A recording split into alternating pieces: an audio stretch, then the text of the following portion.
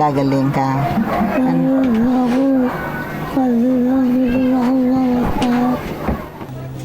Ang binigay sa amin na cycle ng Jose Reyes is every 21 days. Kompleto po namin 2 cycle doon. Noong buong month ng December, hindi po siya nakimo. Kaya pagtapak po namin ng January, medyo naratay na po siya. Humina po siya ng gusto.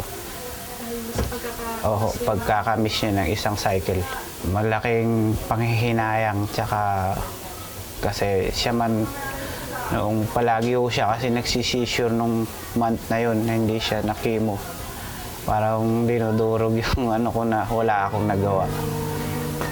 Kung may pera lamang po sana kami, naagapan po siya. Kaya po wala po talaga. Mahirap po. Minahal po namin siya ng gusto dahil 2 lang po ang anak namin. Pareho panlalaki. Kaya sa kalagayan niya nung dumating siya sa buhay namin, masaya kaming pamilya kasi inisip namin nagkaroon kami ng anak na babae na mamahalin at magmamahal sa amin. Mahal ko sa anak ko. Simula nga ako kahapon, nag-indefinite leave na po ako. Gusto ko pong ako na pong mag-alaga sa kanya. Ayaw ko na pong umalis sa tabi niya hanggang sa kauli-ulihan. I think also the mother wants to see her. Kaya hindi nagle-let go ang nanay. Kaya din hindi siya nagle-let go. Mabait talaga, mabait siya at saka masipag po. Kung minsan ginayakap na kami, hinahalikan, ganyan po. Malambing po. Singpet, sa buruday, sa para trabaho no yung malpasibasa. Ilang sandali lang. Tumula po.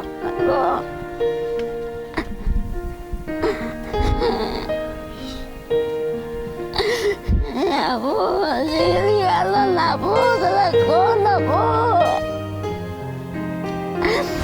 Sa edad na 25 lang, nasa dapit hapon na ng kanyang buhay si Dang. Ang salarin, cancer. Pero binuwal man nito ang kanyang kalusugan, ang pagmamahala naman nila ng kanyang pamilya, lalong pinagtibay. Sa mga litratong ito, larawan ng isang maganda, masigla at masayahing tao si Dang. Pero sino ang mag-aakalang sa loob lang ng 1 taon, parang trumpong bumaliktad ang kanyang mundo? Ito na si Dang ngayon.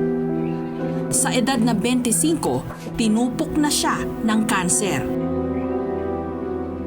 Pero kung ang kanyang katawan tuluyan ng binuwal ng karamdaman, ang kanya namang diwa nananatiling matatag at lumalaban. Gagaling ka.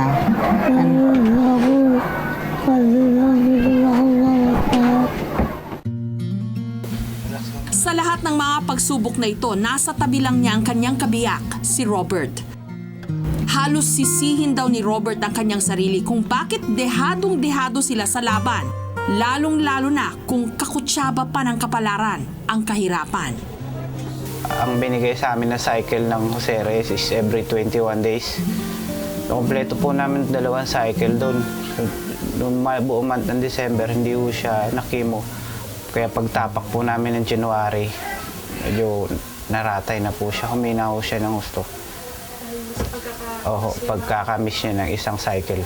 Malaking panghihinayang, tsaka kasi siya man, noong palagi po siya kasi nagsisisure nung month na yun na hindi siya nakimo. Parang dinudurog yung ano ko na wala akong nagawa. Kung may pera lamang po sana kami, naagapan po siya. Kaya po wala po talaga. Anumang pagkukulang niya kay Dang, pinupuno na lamang niya ng kanyang pananampalataya.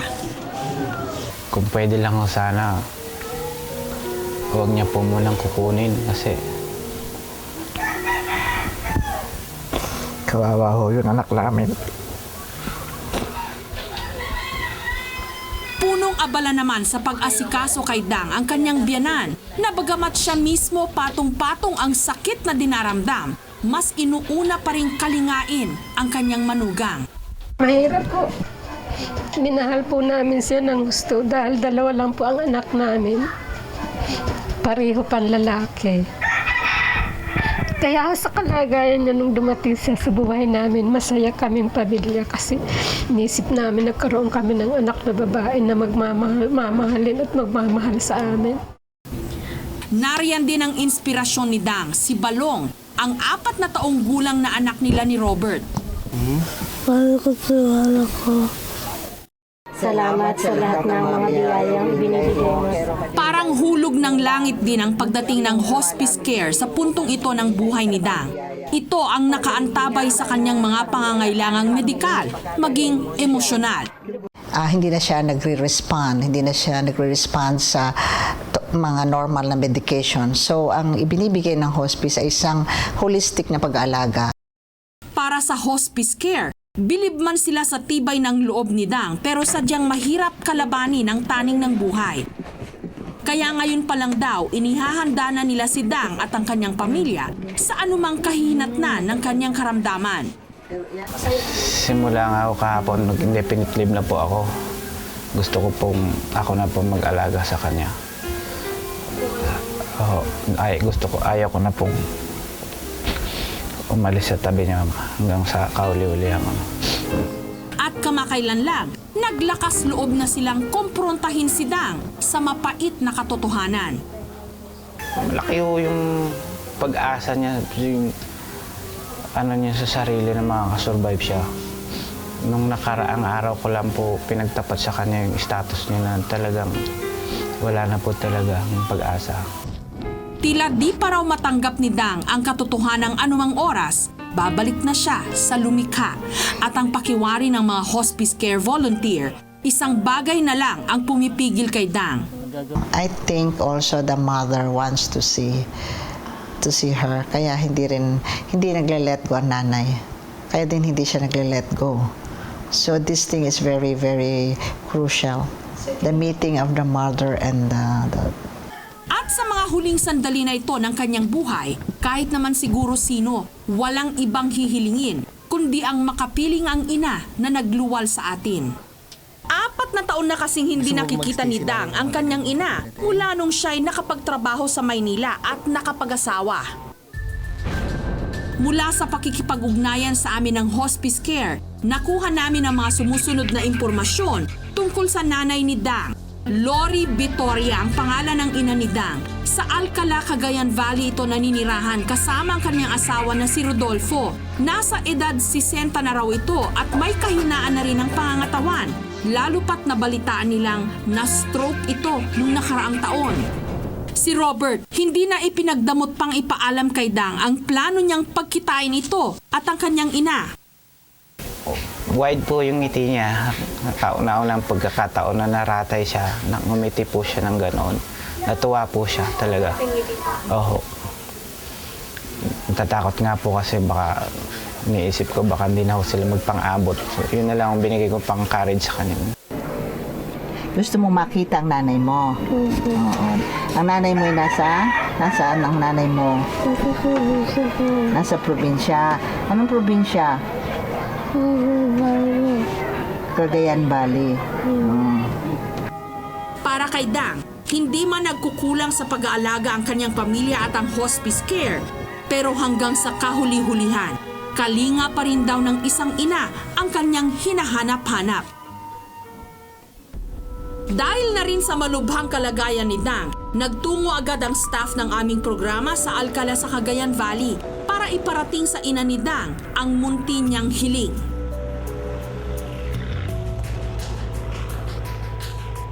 Dito namin naabutan ang mag-asawang Rodolfo at Lori. Hindi may tatangging payak ang pamumuhay ng mag-asawa.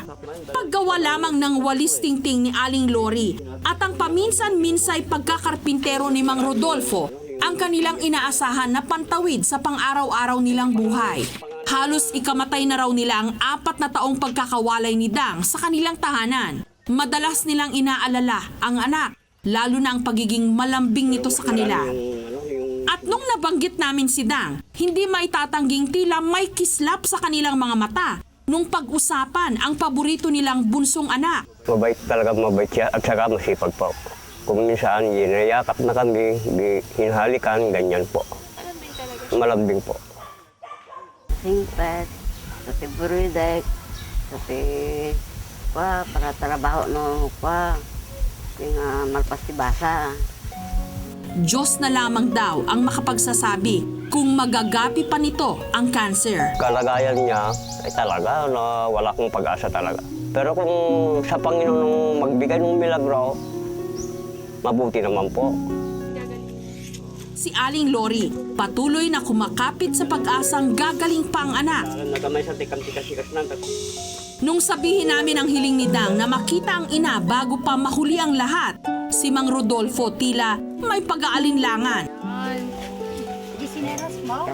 Kako, pagka pumunta ka ron, makikita mong kalagayan yung anak mo, baka ikaw na naman ng problema namin. Pero si Aling Lori hindi pa pipigil. Hirap man daw siya sa biyahe. Determinado siyang tiisin ang lahat. Makita lamang sa huling sandali ang kanyang anak. Naman kamabaling ko madi ko karkarga talatan na. Imang kitaan. Ay isang kalona hindang.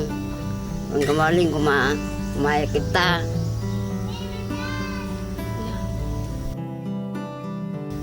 May kaiwanan.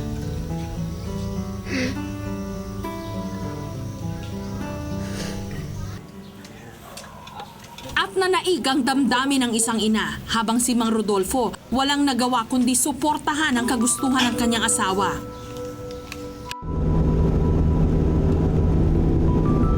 Hindi pa kami halos nangangalahati sa aming biyahe. Sabik na raw si Aling Lori na makita ang kanyang anak.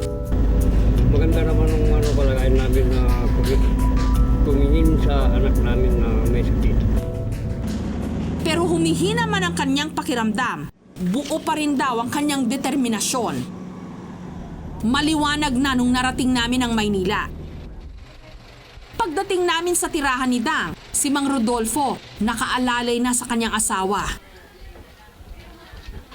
Samantalang si Dang, walang kamalay-malay na paparating na ang matagal niyang hinihintay.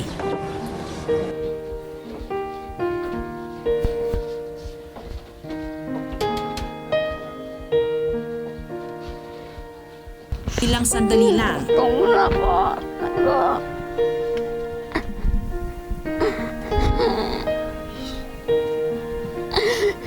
Ako, sirigala na po. Talago na po.Aya po. Sirigala niya po. Talago na po. Kahit batid na ni Aling Lori ang kalagayan ng anak, sadyang walang kahit na anong klaseng paghahanda ang magpapakalma sa kanyang kalooban sa sandaling kaharap na niya ang kanyang butot balat na anak.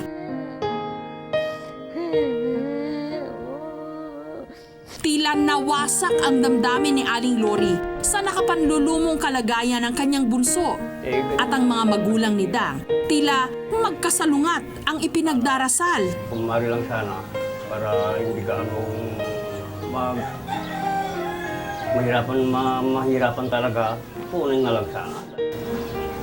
Siya may ako Mabuti. Pagsaya palain, paragyan na. Kasta, mapanatanan, makakasukbay.